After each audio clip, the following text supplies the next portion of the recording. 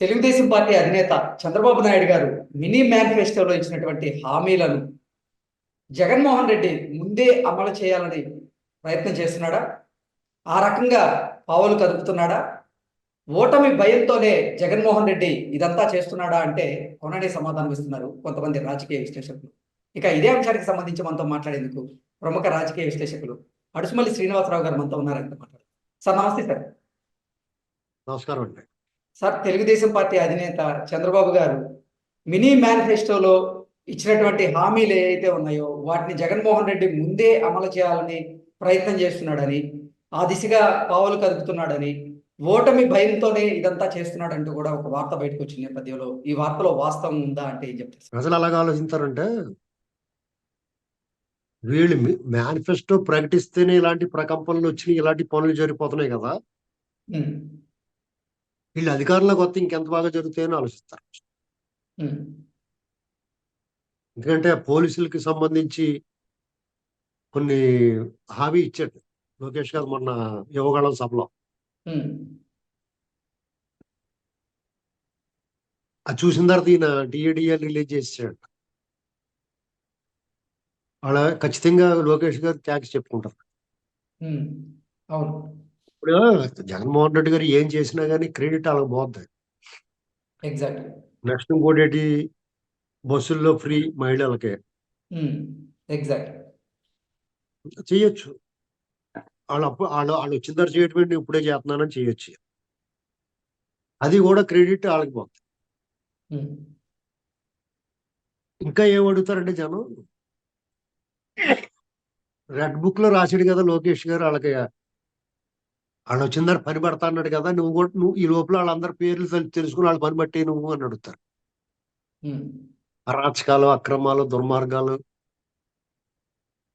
Lawlessness, చట్ట వ్యతిరేక కార్యక్రమాలు చేసిన అధికారులు, నాయకుల మీద చర్యలు తీసుకో నువ్వు. మరి రెడ్ బుక్ లో రాసి మేము వచ్చిందంటే వాళ్ళు పని పడతామని చెప్పాడు కదా లోకేష్ గారు. ఆ పని నువ్వు చెయ్యి. నిజంగా మరి వాళ్ళు వచ్చిన తర్వాత చేస్తామని నేనే చేసేస్తాను అంటున్నావు కదా, చెయ్యి, ఆ పని కూడా చెయ్యి అని అడుగుతారు.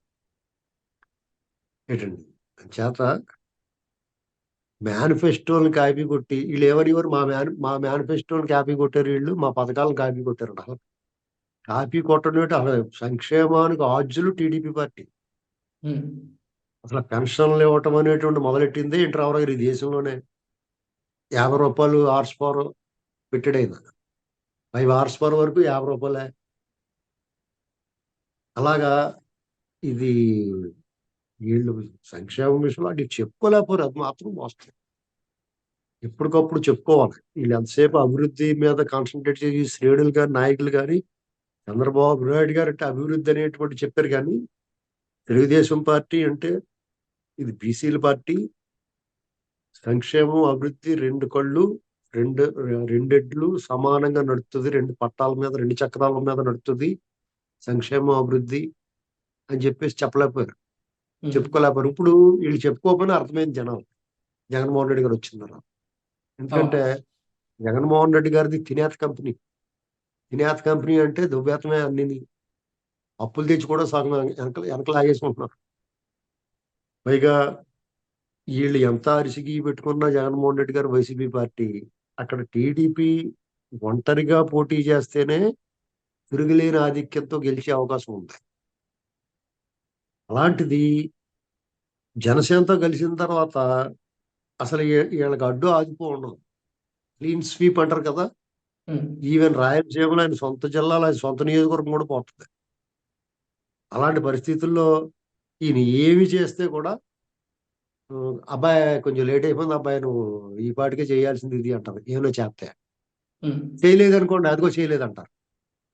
అంటే ముందు నువ్వే వెనక్కి నువ్వు చేసినా తిడతారు, చేయకపోయినా తిడతారు. ఎందుకంటే నీ స్వయంకృతం నువ్వు చేసుకున్నావు, నీ కర్మది. నీ అందంగా అర్ధరాజ్యం ఎత్తే అడుక్కుని చెప్ప కడిగి దాచిపెట్టుకున్నావు. నేను మొదటి నుంచి చెప్తున్నాను, అదే పని చేసాడు అతను. ఎవడైనా అంత మ్యాండేట్ ఇచ్చి గెలిపించినప్పుడు అమరావతి అమరావతి నీకు ఏం అన్యాయం చేసింది?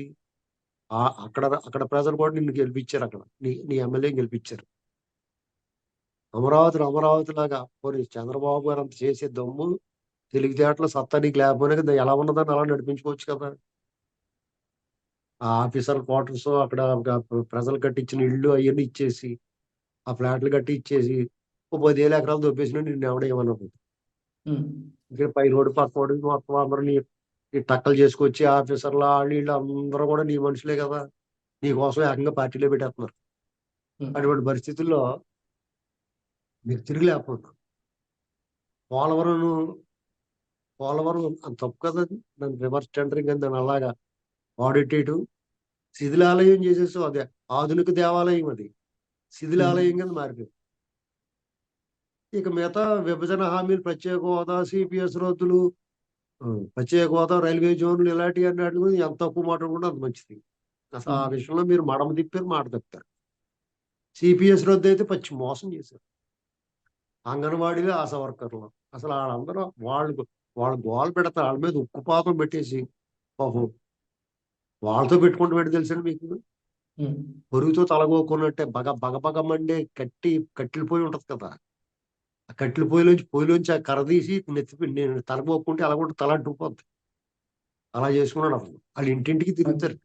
ఉమ్, ఇంటింటికి తిరిగి చెప్పి అతని మీద దుమ్మెత్తి పోసేస్తారు. రోడ్డు మీద వెళ్ళి ఇసుక జల్లేస్తారు ఇతని మీద. ఆకాశం మీద ఇసుక జల్లి శాపనకరాలు పెట్టేశారంటే వాళ్ళు 10 మంది మాట్లాడిన మాట పాడియే చెల్తుందండి. మాటే మంత్రం అయిపోద్ది. అది తెలుసుకోవాలి అతను అర్జెంట్ గా. ఓకే. ఎన్ని నిన్న పిల్లి పనులు అంగన్వాడీలను చేసినా. ఉద్దేశించి ఫైనల్ వార్నింగ్ కూడా ఇచ్చారు. ఎట్టి పరిస్థితుల్లో నయా పైసా పెంచేది కూడా లేదు అంటూ కూడా వాళ్ళకి ఫైనల్ వార్నింగ్ ఇచ్చారు. ఉమ్,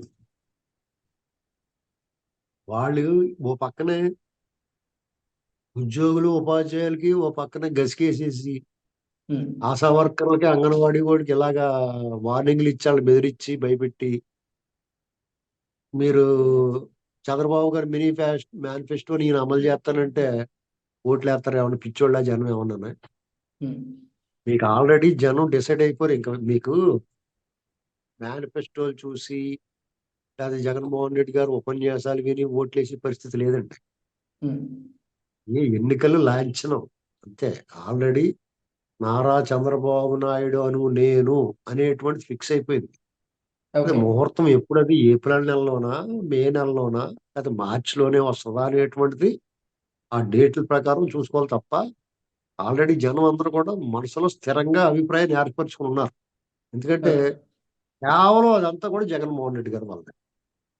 టీడీపీ పోరాడింది కాదంటలేదు. కానీ జగన్మోహన్ రెడ్డి గారు టీడీపీ పోరాటం వల్ల జగన్మోహన్ రెడ్డి గారు కూడా బాగా పరిపాలన చేస్తుంటే హోరాహోరీగా ఉండును.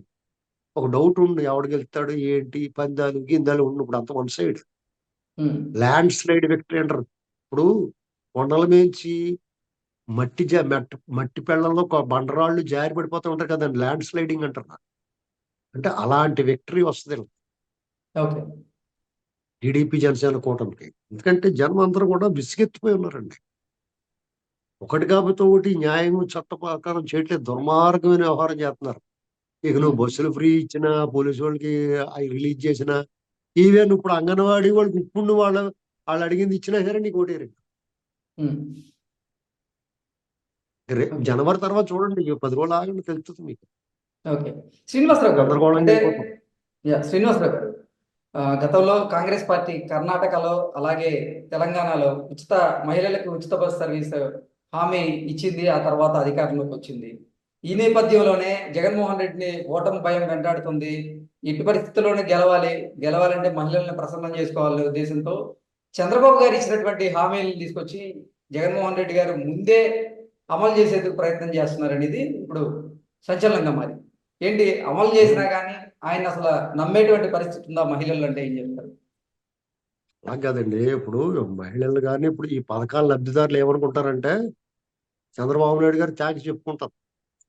సర్లేండి బాబు మీరు వచ్చిందని చేద్దాం అనుకుంటారు. ఈ లోపల చేసేటి థ్యాంక్స్ అండి మీరు మీ మేనిఫెస్టో పెట్టిన దానికని చెప్పి చంద్రబాబు గారి గురించి ఆలోచించుకుంటున్నాడు. ఉమ్, మీకు ఇది టైం అండి. కర్మ గుడిసేటిది అయితే గోసిలో పిడిగడద్దు అంటారు. ఉమ్, కర్మమే గడిచేస్తుంది అంటారు. ఇలాగ ఉమ్, జగన్మోహన్ రెడ్డి గారి టైం బాగోలేదు, ఇంక అయిపోయింది. ఓకే. 2019 ముందు ఆయనకి అయినోడు కానోడు తెలిసినోడు తెలియనోడు అందరూ కూడా ఒకసారి చూద్దాం అనుకున్నారు. ఇతను ఏదో చాలా పొడుగు ఇతను అని. ఉమ్, చూస్తేనేమో ఐపీఎల్స్ వేసుకున్న మనిషి కనపడ్డాడు. ఓరు బాబు ఇతను అంతా నిజం పొడుగు కాదురా బాబు. ఇతరుల సత్తా ఏమి లేదు, ఇతను చాలా పిరికోడు, ఉమ్, ఇప్పుడు జనాలు పాదయాత్రలు చేసి జనాలు కనపడ్డాడు, కానీ తర్వాత గెలిచిన తర్వాత బయట కనపడతలేదు అని ఇలాంటివన్నీ అతని మీద అభిప్రాయం వచ్చేసింది. ఓకే. చాలా ప్రేమించారు జగన్మోహన్ రెడ్డి గారిని అందరూ ప్రజలు. ఉమ్, కానీ ఆయన స్వయంగా వాళ్ళందరూ మంచోడు అంటే మంచమే కూర్చోసినట్టు అయిపోయింది అందరి పరిస్థితి. కాబట్టి అతనంటే ప్రస్తుతానికి చాలా ఆ, వెగటొచ్చున్నారు. అంటే కోపం వేరు, ఇతని పరిపాలన బాగోలేదని ఓడించడం వేరు.